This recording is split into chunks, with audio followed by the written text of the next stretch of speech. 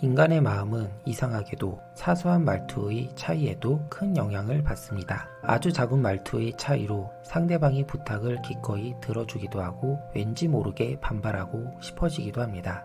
오늘 들려드릴 주제는 어떤 말투로 사용하면 상대방이 행동하고 어떤 말투를 쓰면 상대방이 행동하는지 그 노하우를 말씀드릴게요. 사람은 심리로 움직이기 마련입니다. 그리고 심리는 말하는 것에 의해 움직입니다. 따라서 사람의 마음을 움직이는 심리 기술을 먼저 알아야 하는 게 중요합니다. 말투를 조금만 바꾸면 하고 있는 일이 더 잘 풀리고 인간관계가 정말 그쪽으로 달라지기도 합니다. 이러한 특성을 잘 이용하면 말을 잘해서 돈을 벌 수도 있고 이성과 사이좋게 지낼 수도 있으며 행복한 결혼 생활도 할 수가 있는 것이죠. 그래서 말투를 어떻게 사용해야 하는지가 정말 중요한 것입니다. 어떻게 해야 호감 주는 사람이 될 수 있으며 어떻게 말투를 바꿔야 이전보다 인간관계가 더 좋아질 수가 있을까요? 첫 번째 법칙, 내 의견을 말할 때는 모두를 끌어들여라. 우리는 다른 사람이 추천하거나 칭찬하는 것은 깊이 생각해 보지도 않고 좋다고 믿어버리는 경향이 있습니다. 모든 사람이 그렇게 한다고 하면 특별한 근거가 없어도 사람들의 마음이 움직입니다. 모두가 그 일에 동의한다고 하면 자신만 반대하기가 힘듭니다. 이러한 특성을 잘 연구하는 것이 중요합니다. 여성이라면 누구나 아름다워지기 위해 열심히 노력합니다. 남성은 알 수 없는 여러 가지 노력을 기울입니다. 왜 그렇게 여성은 아름다워지기 위해 열심히 노력을 할까요? 그 이유는 모든 여성이 하고 있기 때문입니다. 여성은 누구나 여자는 아름다워져야 한다고 믿으며 다른 여성이 아름다워지려고 노력하고 있다는 것을 알고 있습니다. 그래서 자신도 노력을 하게 됩니다. 꼭 해야 할 것 같은 기분이 들기 때문이죠. 평소 옷차림에 잘 신경 쓰지도 않고 아무렇게 다니는 친구가 있다고 가정을 해봅시다. 그 친구에게 좀 단정하게 입는 게 어때? 라고 친절하게 말해줘도 아마 그 친구는 쓸데없는 참견이라고 느끼며 말을 듣지 않을 것입니다. 대신 이렇게 말을 해보는 것이죠. 면도를 안 하고 다니면 모든 사람에게 미움을 살 거야. 복장이 지저분하면 회사 사람 모두가 싫어할걸. 여기서 키포인트는 모두가 그렇게 생각한다고 하면 사람들은 그 말을 거스르기 힘들다는 사람 심리가 담겨 있는 것이죠. 두 번째 법칙, 10,000원이 필요해도 1,000원부터 부탁하라. 친구에게 무언가를 부탁할 때는 가급적 사소한 부탁부터 하세요. 속으로는 큰 부탁을 하고 싶어도 일부러 사소한 부탁만 하는 것이 중요합니다. 그 이유는 아마 여러분도 잘 알 것입니다. 작은 부탁을 하면 상대방도 크게 부담스러워 하지 않습니다. 즉, 받아들여도 되나? 하고 판단하는 기준이 현저히 낮아져서 기꺼이 부탁을 들어주기 때문입니다. 이때 매우 신기한 현상이 일어납니다. 자신은 사소한 부탁만 했는데 상대방은 그 이상의 호의를 베풀어주는 경우가 많습니다. 이를테면 여러분이 누군가에게 오늘 지갑을 집에 놓고 왔는데 5,000원만 빌려주지 않을래? 라고 부탁을 했다고 합시다. 그러면 상대방은 5,000원에 그치지 않고 10,000원이나 20,000원 정도 빌려주는 경우가 많습니다. 이를 심리학에서는 이븐 어 페니 테크닉이라고 부릅니다. 이 말뜻은 1페니, 즉 1파운드의 100분의 1이라도 좋으니 돈을 빌려달라고 부탁하면 대부분의 경우는 그보다 더 많은 돈을 빌려준다는 의미입니다. 미국 애리조나 주립대학교 로버트 치알디니는 어느 중산층 주택지에서 84세대를 방문하여 미국 암협회를 위한 모금을 부탁합니다.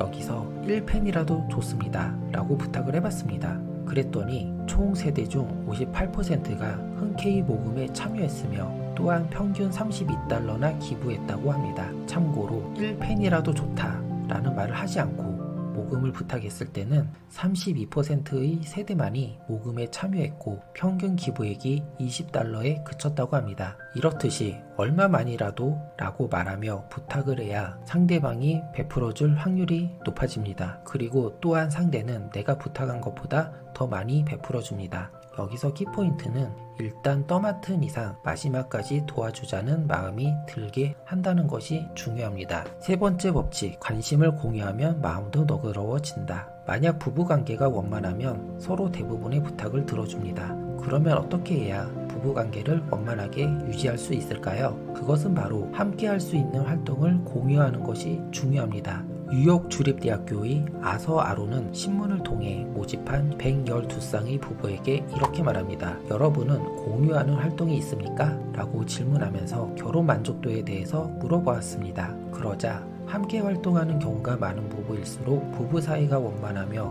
만족도가 높다는 사실이 밝혀졌습니다.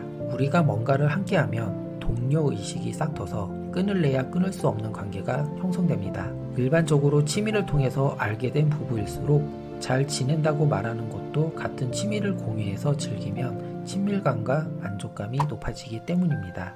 앞서 말한 것은 부부의 사례였지만 친구나 사회적 관계에서도 할 수 있는 공동체 활동을 마련해서 하다 보면 서로 간의 관계가 더욱 친밀해질 것입니다. 여기서 키포인트는 동료의식이 강할수록 관계가 깊어진다는 것입니다.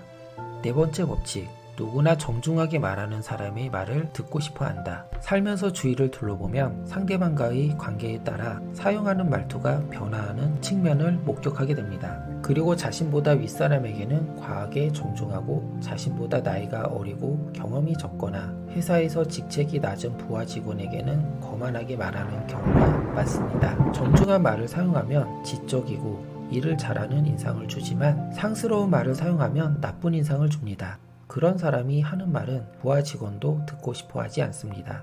상대방의 나이가 자신보다 몇 살 정도 어리다는 것을 아는 순간 말투를 바꾸는 사람이 있습니다. 심지어 상대방의 직장에서는 선배이지만 자신보다 연하라는 사실을 아는 순간 잘난 척하는 태도를 보이는 사람도 있습니다. 상대방이 선배인 것도 있고 뭐야 너 나보다 2살이나 어렸어? 라고 난폭한 말투를 사용하면 안 됩니다. 나이나 직책에 상관없이 언제든지 누구에게나 고운 말을 쓰도록 주의해야 합니다. 여기서 키포인트는 그 사람이 쓰는 말투는 그 사람의 인격이며 그 사람이 쓰는 말 자체의 신뢰도를 결정하게 됩니다. 마지막으로 5번째 법칙. 그럴듯한 배경 에피소드가 철통 경계를 무너뜨린다. 부끄러운 이야기이지만 어린 시절 트라우마가 아직 남아있어. 받아들이기 어려운 조건일 수도 있는데 사실은 이런 사정이 있었어. 이렇게 무엇인가 부탁할 일이 있을 때는 단지 부탁하는 말만 하고 말면 안 됩니다. 그 배경이 되는 에피소드까지 곁들여 말하면 완고한 상대도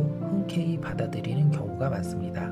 이를 심리학에서는 에피소드 설득이라고 부릅니다. 예를 들자면 최근 이슈가 되고 있는 코로나 바이러스의 경우는 매일매일 TV에서 실시간 확진자 정보와 사망자 정보 그리고 그 밖에 바이러스로 인해서 일어나는 사회적 심각성을 알려줌으로 인해서 사람들은 마스크를 반드시 착용해야 된다는 사실을 파악하고 외부 출입 시에는 손소독제를 반드시 사용하여야 하며 외출을 자제하고 어떻게 해서든 이 난국을 헤쳐나가야겠다는 공동의식이 시민들 사이에서 확립이 되어가고 있습니다. 만약 코로나 바이러스 정보가 그냥 추상적으로 위험하다고만 말했다면 시민들의 의식을 설득할 수 있었을까요? 여기서 키포인트는 어떤 말을 할 때는 충분한 에피소드를 미리 말하고 전달하는 게 중요합니다. 오늘의 영상은 여기까지입니다. 살면서 인간관계에서 소통 문제로 고민한 적이 단 한 번도 없다는 사람은 아마 거의 찾아보기가 힘들 것입니다. 상대방의 말투나 성격을 내 입맛에 맞게 바꾸기란 어렵습니다. 상대방을 바꾸느니 차라리 자기 자신을 바꾸는 게 더 쉽고 빠르다는 사실.